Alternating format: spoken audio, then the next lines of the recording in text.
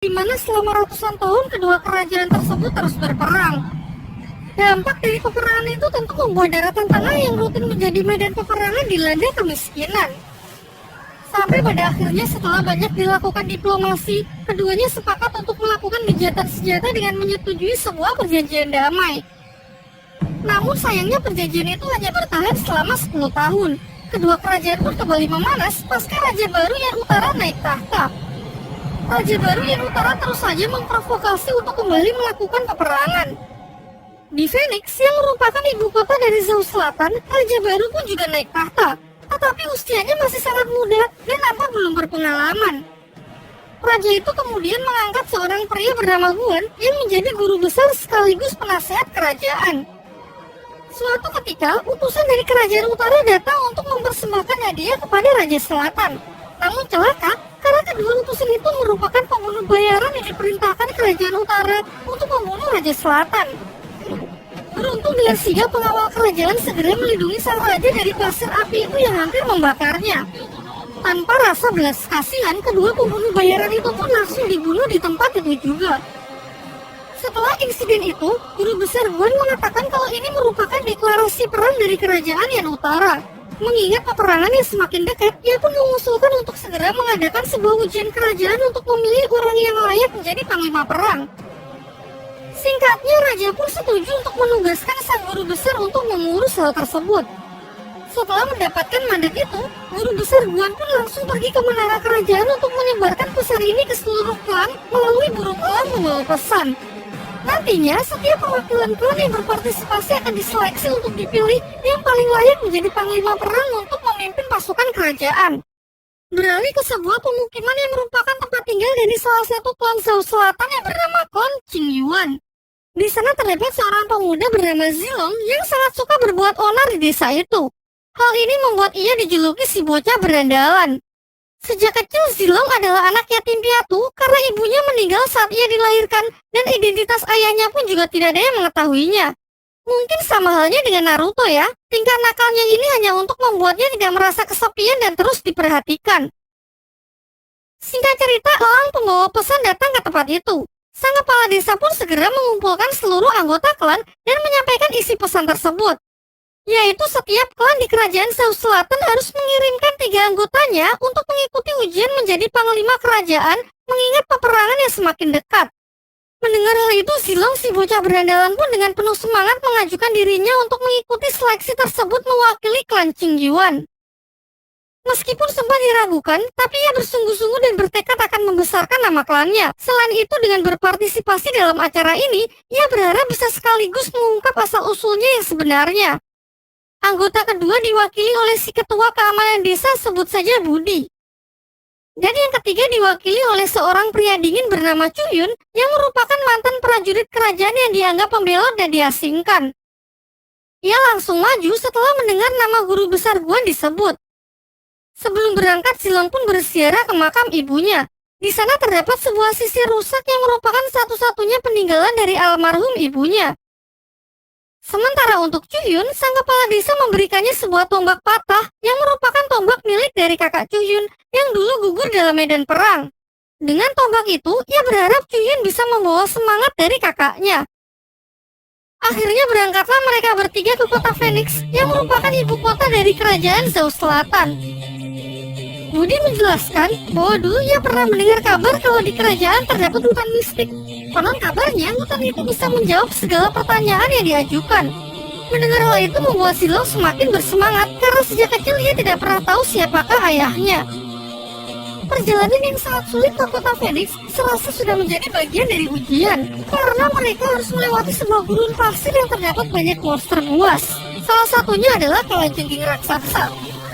Naas, Budi pun menjadi korban dari keganasan kalajengking itu.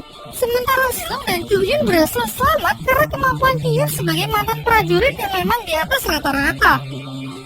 Di sini sebenarnya Zilong ingin sekali mencari jasad Budi untuk memastikan apakah ia benar-benar sudah mati. Akan tetapi Chuyun dengan tegas melarangnya. Karena kalau mereka sampai gagal tiba di kota Phoenix, maka seluruh anggota klan akan dalam bahaya karena dianggap sebagai pengkhianat kerajaan. Malam harinya saat mereka tengah beristirahat, Cuyun mengungkapkan motivasinya mengikuti seleksi ini hanyalah untuk membalaskan dendamnya. Di mana pada 10 tahun yang lalu saat peperangan dua kerajaan masih berkobar, pasukan khusus yang dipimpin oleh kakaknya mengalami kekalahan, termasuk sang kakak yang gugur dalam medan perang. Namun kekalahannya itu bukanlah hal yang wajar, karena setelah ia cari tahu, dalam dibalik kehancurannya adalah pengkhianatan dari guru besar Guan. Hal ini karena guru Guan takut dengan pasukan khusus yang lebih diberi kepercayaan oleh sang raja yang menurutnya bisa mengancam kekuasaannya. Paginya mereka pun kembali melanjutkan perjalanan. Di tengah perjalanan mereka teralihkan dengan seorang gadis yang dikejar-kejar oleh sekelompok pria dari klan Kadal. Diketahui gadis ini bernama Jinggang, seorang gadis pengelana yang mencuri lencana dari klan Kadal yang ingin ia gunakan untuk mengikuti seleksi di kota Phoenix. Tak lama setelah itu, muncul badai pasir besar yang memporak-porandakan mereka semua.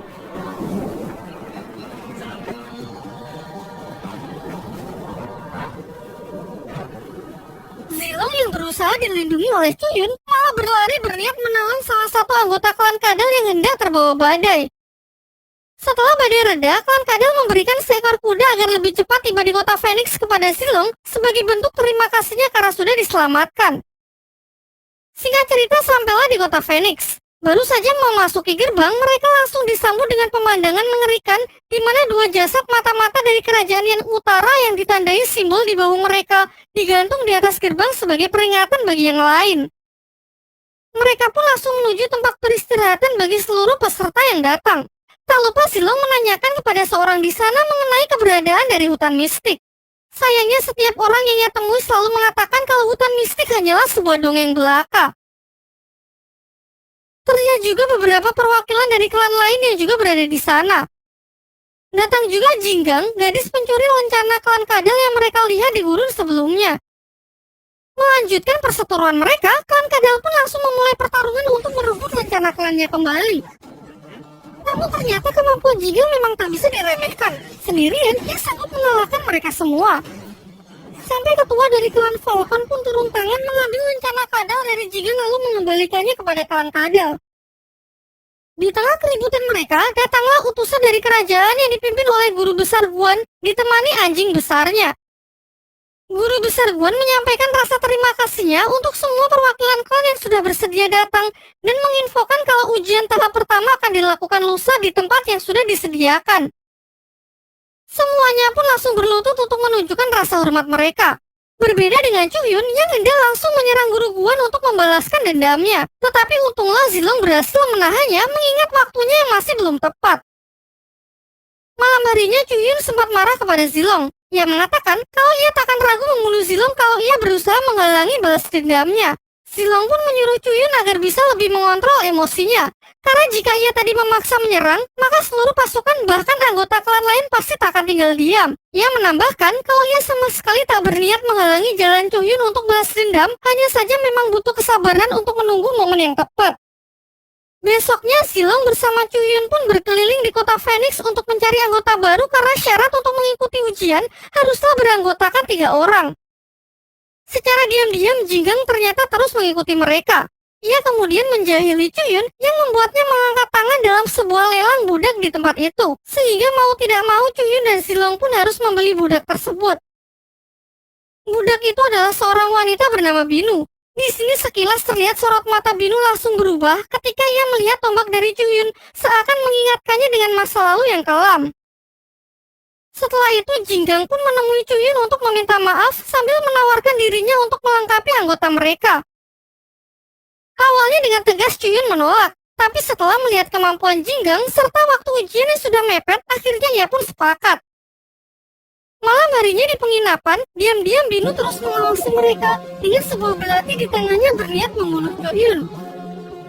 Ternyata terungkap, 10 tahun yang lalu kakak Cuyun yang merupakan pemilik tombak itu membunuh ayah Binu dalam sebuah medan perang. Saat itu Binu hanyalah seorang gadis kecil yang terus mengingat tombak itu untuk menuntut balas. Dengan perbedaan kekuatan mereka yang cukup signifikan, sebenarnya Cuyun bisa saja menghabisi Binu. Namun ia berniat menebus dosa kakaknya itu dengan menyerahkan dirinya setelah ia berhasil membunuh guru besar Guan. Besoknya tibalah seluruh perwakilan klan di tempat ujian.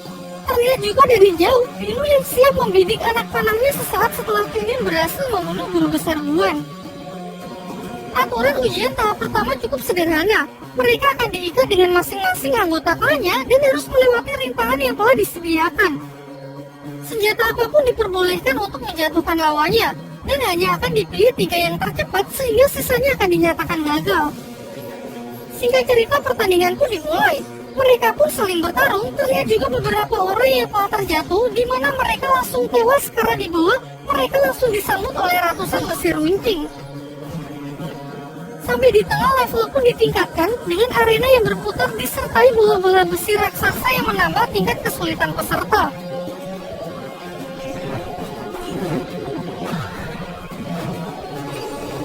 Meskipun anggotanya terdiri dari para wanita, klan Mawar berhasil menjadi yang pertama mencapai finish, yang kemudian disusul oleh klannya Zilong. Namun lagi-lagi Zilong menunjukkan kebaikan hatinya ingin berhenti sejenak untuk menolong salah satu peserta yang nyaris terjatuh.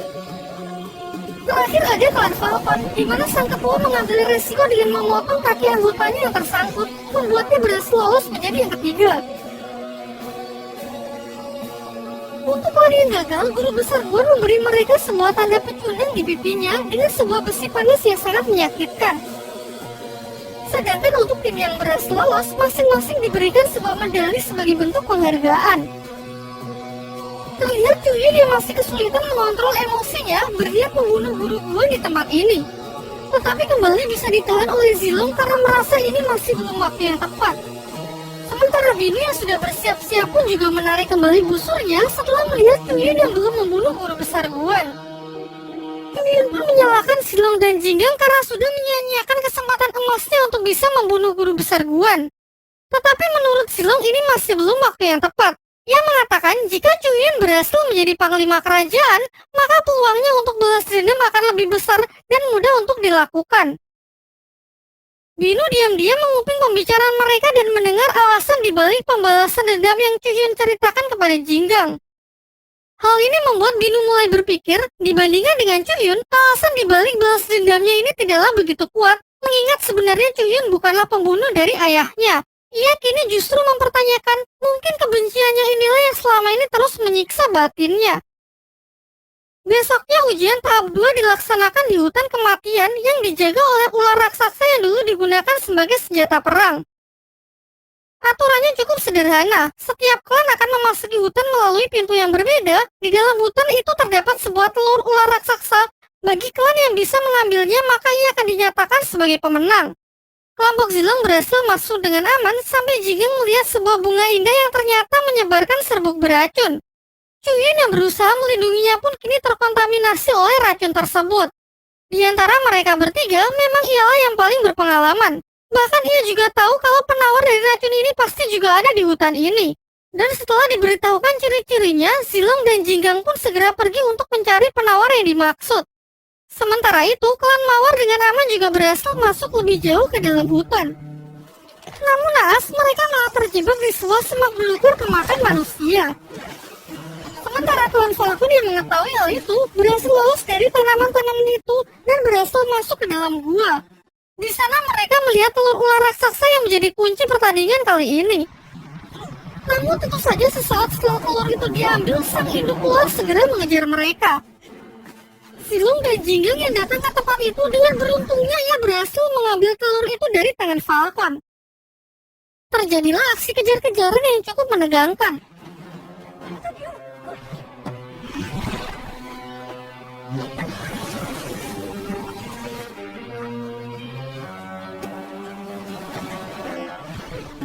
Singkat cerita, dari tubuh ular itu Jinggang melihat tanaman yang sesuai dengan ciri-ciri penawar yang dikatakan oleh Cuyun. Setelah berhasil mengambilnya, mereka pun berhasil melarikan diri meninggalkan sang ular yang terjepit di sebuah mulut gua. Alhamdulillah setelah meminum penawarnya, kondisi tubuh Cuyun berangsur-angsur membaik.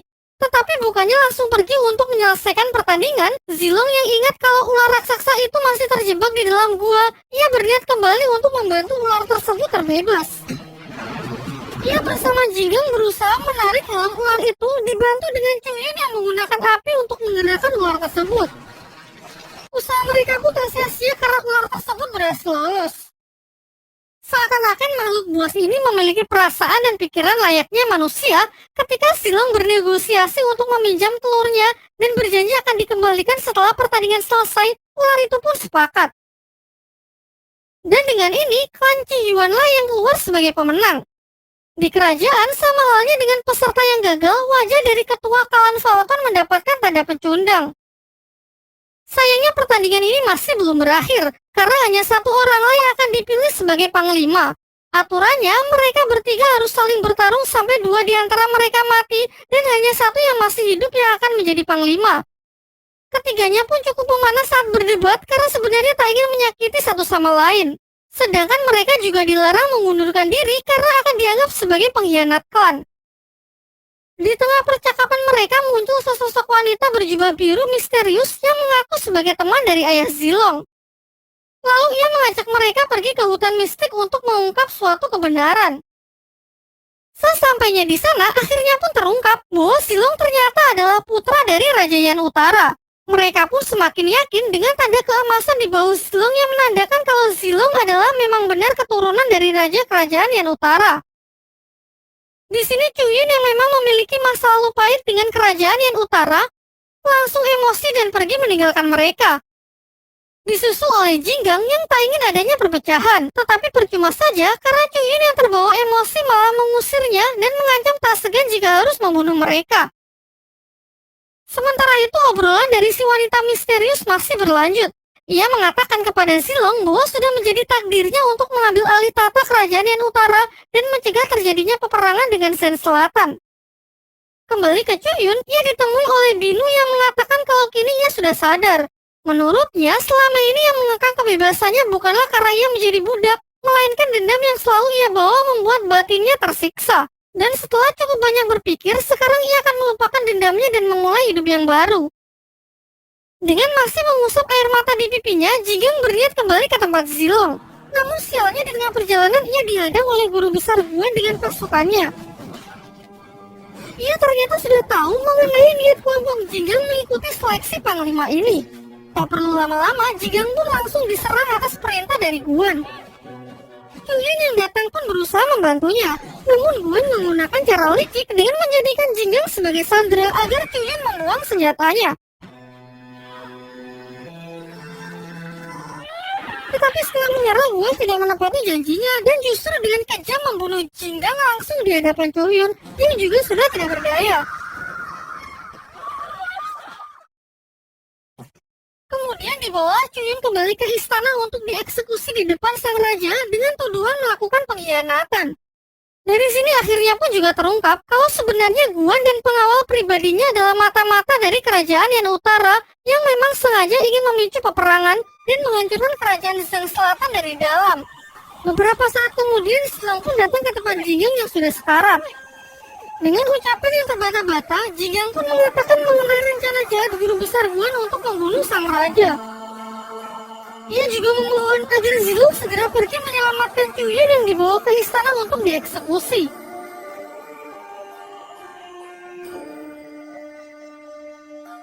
Setelah memberikan pemakaman yang layak, Zilong pun segera pergi ke kerajaan untuk menyelamatkan Chuyun. Singkat cerita, Zilong secara diam-diam pergi menemui ketua dari klan Falcon untuk mengajaknya bersama-sama menggagalkan rencana jahat guru besar Guan untuk membunuh raja. Ditambah lagi, menurutnya cap pecundang yang dibuat di pipi para perwakilan klan hanya dibuat untuk memecah belah klan demi melancarkan rencananya tersebut. Karena pada dasarnya ketua dari klan Falcon memiliki jiwa patriotisme yang tinggi, lantas ia pun pergi mengejar anggota klan lain yang hendak kembali ke rumah masing-masing untuk bersama-sama menyelamatkan kerajaan. Sedangkan Zilong sendiri pergi ke tempat eksekusi. Ia lantas mengulur waktu dengan melobi sang raja agar ia diizinkan bertarung melawan Chuyun. Karena bagaimanapun juga sesuai dengan aturan yang telah dibuat, mereka harus bertarung sampai mati untuk bisa menjadi panglima. Ternyata di samping itu, Zilong juga berusaha membangkitkan semangat Chuyun yang terlihat putus asa. Ia pun mengatakan agar tidak menyia-nyiakan pengorbanan dari Jinggang. Meskipun membutuhkan waktu cukup lama, akhirnya Chuyun pun berhasil bangkit kembali. Menyadari hal itu, guru besar Guan langsung memberikan aba-abanya untuk memulai pemberontakan. Terjadilah kerusuhan di tempat itu, di mana ternyata di sana banyak sekali mata-mata dari yang utara. Panikan itu kemudian dimanfaatkan oleh guru besar Guan untuk menggiring sang raja ke tempat yang sudah ia siapkan dengan dalih memberikan perlindungan. Namun jelas ini adalah jebakan untuk membunuh sang raja. Meskipun anggota klan lain juga berdatangan, mereka tetap kesulitan menghadapi jumlah pasukan yang sangat banyak. Sementara Chuyun sendiri juga sedang sibuk berhadapan dengan si anjing raksasa. Di sisi lain, pengawal pribadi guru besar Guan berhadapan Baiwan melawan Zilong dan berhasil memojokkannya.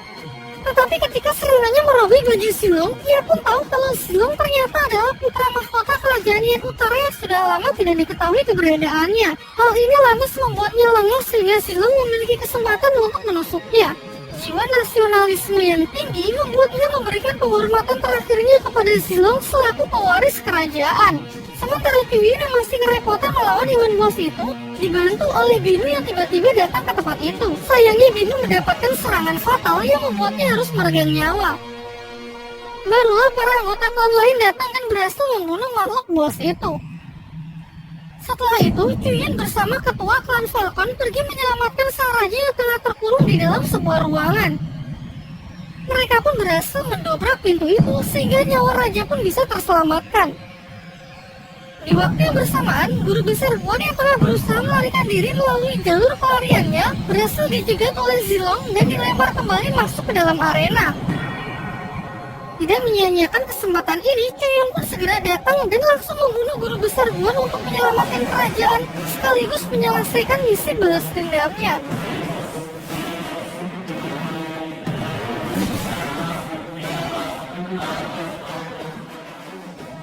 Setelah semua selesai, sang raja pun menyampaikan rasa terima kasihnya kepada para pejuang, khususnya untuk Chuyun dan Zilong. Atas jasanya, Chuyun pun akan dinobatkan sebagai panglima kerajaan. Zilong lalu mengajukan satu permintaan, yaitu agar ia diizinkan mengembalikan telur ular untuk dikembalikan ke sarangnya. Sementara Chuyun juga menyampaikan permintaannya agar raja bersedia menobatkan Jinggang sebagai pahlawan nasional yang gugur dalam membela kerajaan. Terakhir diperlihatkan Chuyun bersama Zilong yang berziarah ke makam Jinggang. Chuyun berjanji bahwa ia akan membawa semua tekadnya untuk mengabdi kepada kerajaan. Sementara Zilong berencana pergi ke kerajaan yang utara seperti yang dikatakan wanita misterius sebelumnya untuk mengemban tugasnya sebagai pewaris tanpa kerajaan. Terima kasih dan sampai jumpa lagi di video berikutnya.